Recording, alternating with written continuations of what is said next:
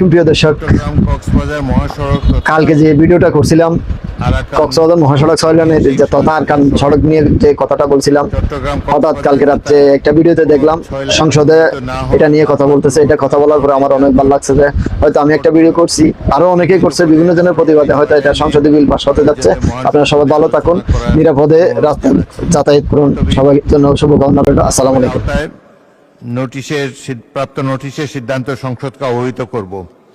নোটিশটি দিয়েছেন চট্টগ্রাম 15 আসন থেকে নির্বাচিত মাননীয় সংসদ সদস্য জনাব শাহজাহান চৌধুরী।